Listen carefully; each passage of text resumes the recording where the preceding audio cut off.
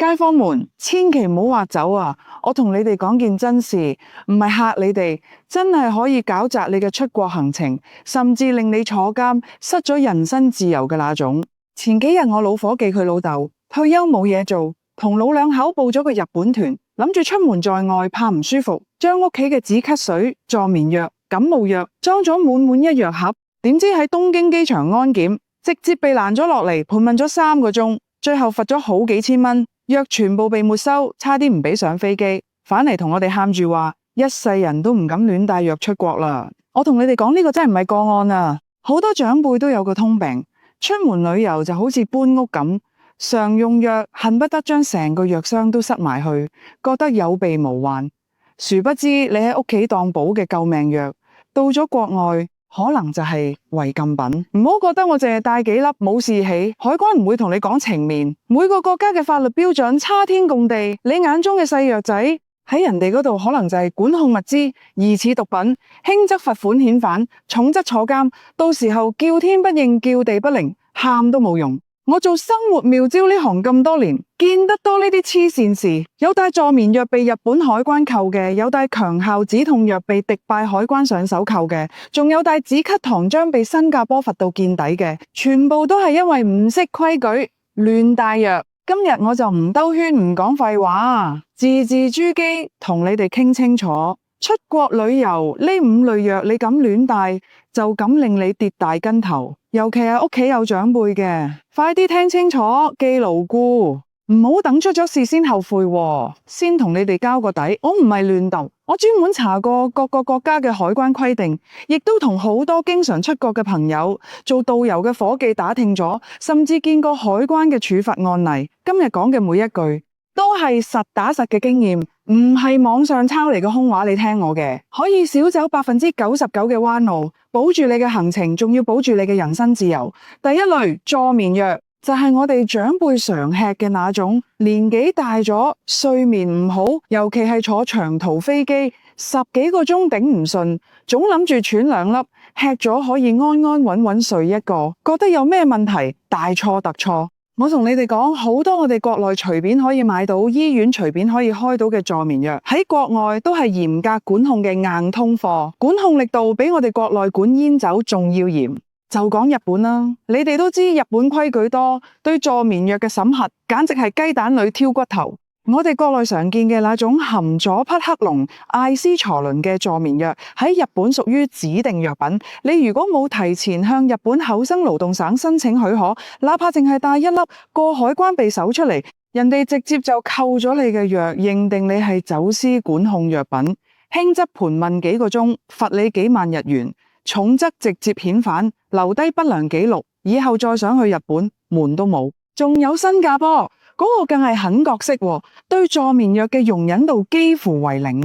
你唔好覺得新加坡環境好、規矩文明就放鬆警惕，人哋對管控藥品嘅打擊比迪拜仲要嚴。我見過一個阿伯退休咗去新加坡探孫，帶咗一瓶醫院開嘅助眠藥，淨係30粒，夠佢吃1個月。點知喺新加坡機場被海關攔入小房間，盤問咗足足2個半鐘，又查處方又查病歷。阿伯急到滿頭大汗，血壓都升咗，最後都要託喺新加坡嘅孫仔周圍跑，找翻譯，出示國內醫院嘅正式診斷書，先至勉強放行。藥都被沒收咗一半，話只可以帶夠旅途日數嘅量，多1粒都唔得。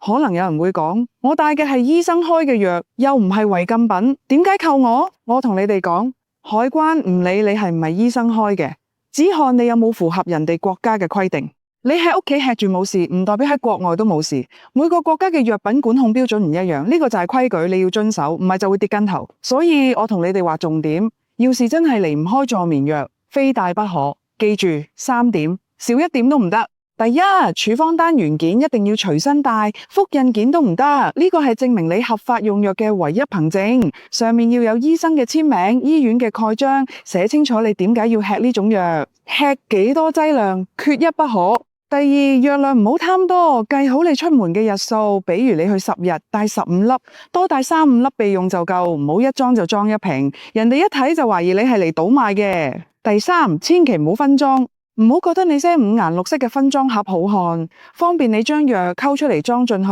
冇咗原包裝，冇咗說明書，海關根本唔知呢個係咩，直接就溝咗你嘅藥送去化驗。等化驗結果出嚟，你嘅行程早就泡湯咗，得不償失。第二類強效止痛藥，注意啦，唔係我哋平時頭疼辛熱吃嘅布洛芬、對乙酰氨基酚那種普通止痛片，係醫生專門開俾手術後癌症患者或者重症病人嘅特效藥，比如含嗎啡、可待因、芬太尼呢啲成分嘅止痛藥。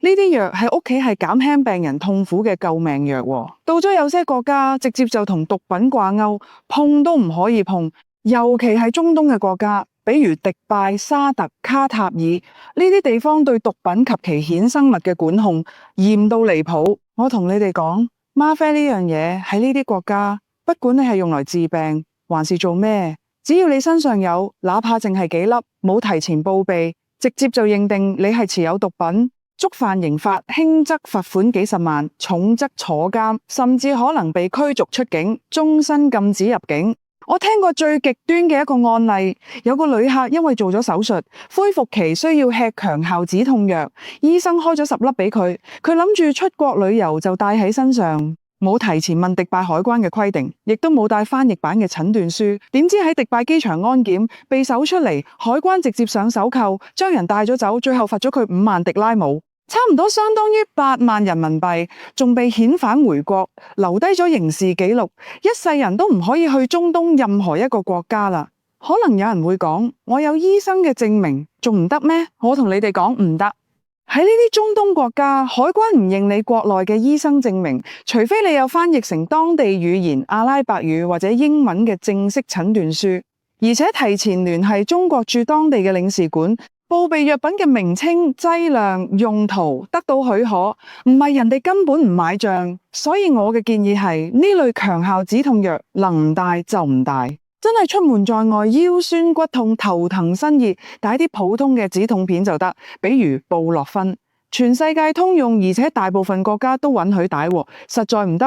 到當地嘅藥店買。都使唔到幾多錢，總好過被海關扣咗罰款坐監啦。要是你真係因為身體原因非帶不可，咁一定要做好準備。第一，找醫院開一份正式嘅診斷書，必須有醫生簽名、醫院蓋章，明確寫清楚你需要服用呢種藥物嘅原因、劑量、服用時間。第二，將診斷書翻譯成英文，如果目的地係中東國家，最好再翻譯成阿拉伯語。找正規嘅翻譯機構蓋翻譯章，唔好自己亂翻譯，人哋唔認。第三，提前1到2周聯繫中國駐目的地國家嘅領事館，諮詢清楚呢種藥物嘅入境規定，按照要求報備，必要嘅時候讓領事館出具相關證明，這樣先至可以萬無一失。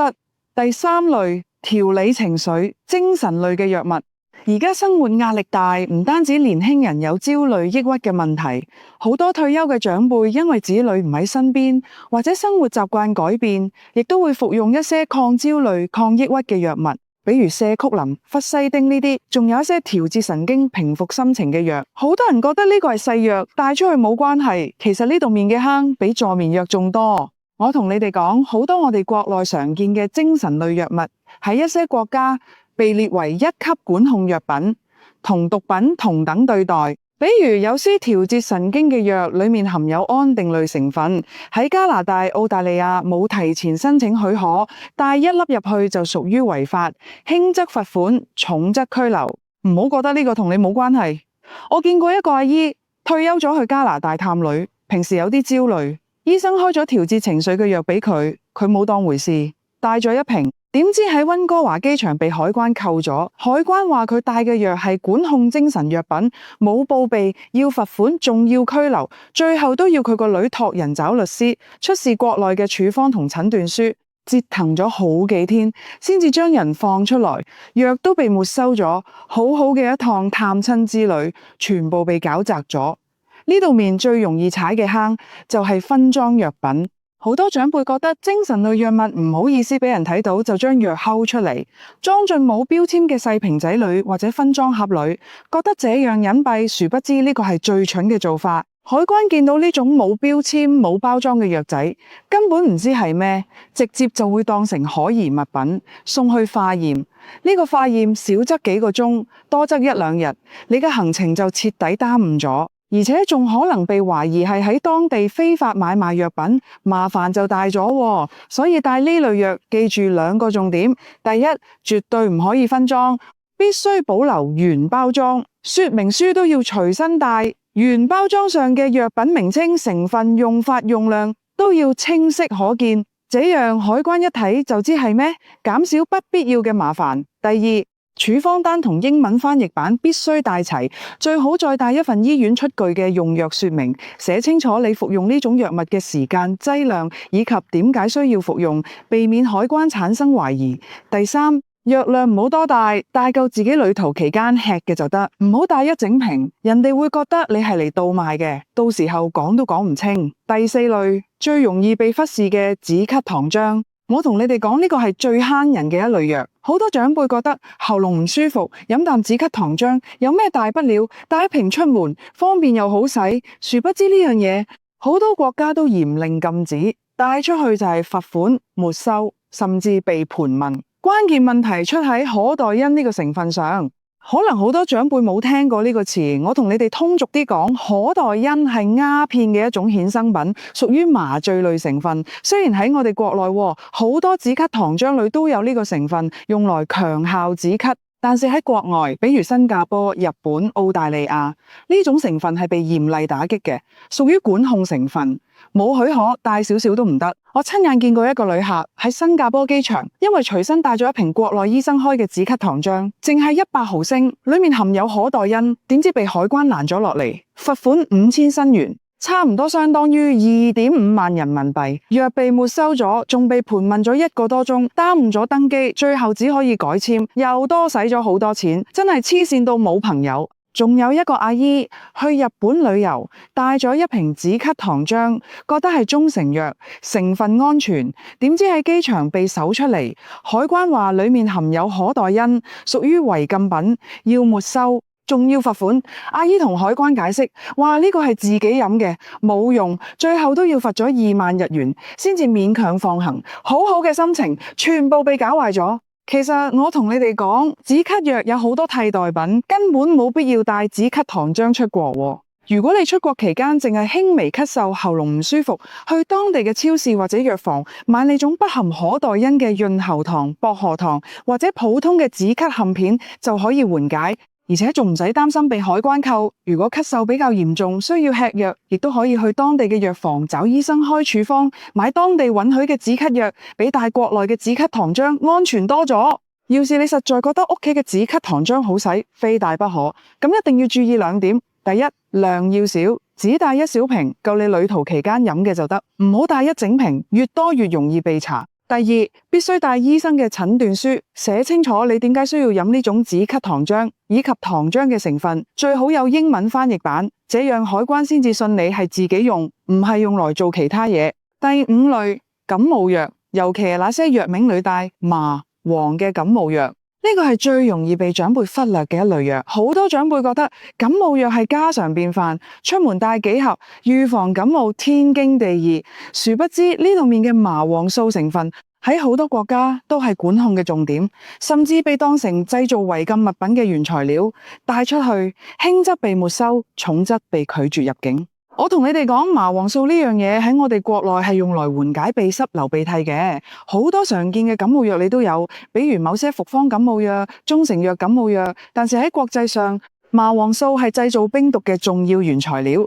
所以好多國家，尤其係澳洲、新西蘭、美國，對呢種成分嘅管控簡直到咗嚴苛嘅地步。我見過一個年輕人去澳洲打工，帶咗幾盒國內嘅中成藥感冒藥，覺得成分純天然，肯定冇事。點知喺悉尼機場安檢被搜出嚟，海關檢測出裡面含有麻黃素，直接將佢扣咗，差啲被拒絕入境。最後都要佢出示國內嘅處方，又託人聯繫中國駐澳洲嘅領事館，先至勉強放行。但是藥全部被沒收咗，仲被警告下次再帶，直接遣返。仲有一個長輩去新西蘭旅遊，帶咗2盒感冒藥，藥名裏有麻字，點知喺奧克蘭機場被海關攔咗落嚟，盤問咗1個多鐘，最後雖然冇罰款，但是藥被沒收咗，仲被記錄喺案，影響咗後續嘅入境手續，真係麻煩到冇得頂。所以我同你哋劃重點，出國帶感冒藥一定要擦亮眼，仔細睇說明書。只要說明書上有麻黃素、偽麻黃素呢幾個字，盡量就唔好帶。不管係中成藥還是西藥都唔好帶。盡量選擇成分單一嘅感冒藥，比如純粹用來退燒嘅、純粹用來緩解咳嗽嘅，成分越簡單越安全，越唔容易被海關查。要是你怕喺國外感冒，想帶啲感冒藥備用，咁可以帶一些性質溫和、成分簡單嘅，比如不含麻黃素嘅退燒藥、止咳片，或者帶一些維生素 C 片，用來預防感冒。呢啲都係安全嘅，大部分國家都允許帶。另外，亦都可以提前了解一下目的地國家嘅藥店情況，到咗當地再買感冒藥都好方便，而且唔使擔心違規。講到呢度，我再同你哋傾幾句。實在嘅，好多長輩帶藥出國，都係出於好心，怕自己喺國外生病，冇人照顧，怕國外嘅藥唔合胃口。呢個我明白。但是好心唔可以做壞事，唔識規矩，亂帶藥，最後只會給自己惹麻煩，甚至影響人身自由，得不償失。我做生活妙招咁多年，總結出一個帶藥出國嘅核心原則：能少帶就少帶，能去當地買就去當地買。國外嘅藥店好發達，大部分常見嘅藥品都可以買到，而且價格都唔貴，冇必要冒住風險帶一堆藥出國。如果實在冇辦法，必須帶藥，咁記住，原包裝、處方單、英文診斷書呢三樣嘢就係你嘅救命稻草，缺一不可。原包裝可以證明藥品嘅合法性，處方單可以證明你係合法用藥，英文診斷書可以讓海關睇懂你嘅用藥需求。呢三樣都帶齊咗，先至可以最大程度避免被海關扣查。